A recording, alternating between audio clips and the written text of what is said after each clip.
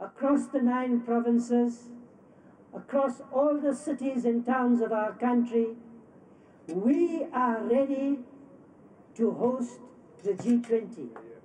Obambe njengongqongqoshe wamaphoyisa uthi unethemba lokuthi umsebenzi osuwenziwe izinhlaka zokuphepha njengoba lelizwe lizosingatha ingqungquthela ye-G20 uzoqhubeka ngisho sesihambile izinhloko kanye nezithunywa zamanye amazwe.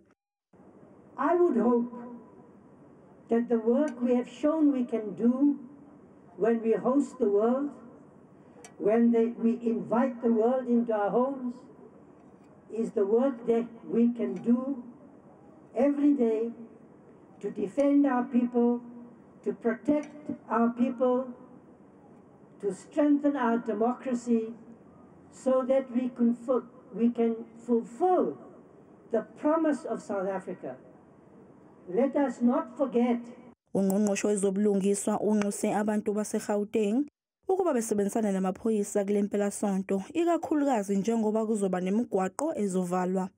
Where they say the road is closed, we must not force to go through, but cooperate and understand it is done in the interest of our country and our people. Because the event is important, it contributes to our economy, but most importantly, into the stature of a country.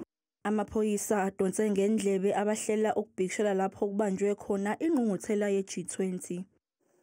With regard to those groups who wish to air their dissatisfaction either with service delivery or any other pressing matter, we urge you do so within the confines of the law.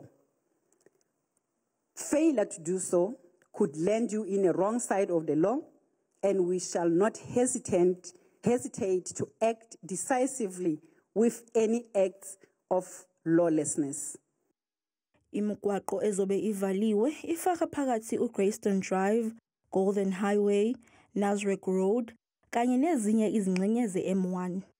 Abashayeli bayanxuswa ukuba besebenzise eminye imigwaqo ukufinyelela lapho beya khona.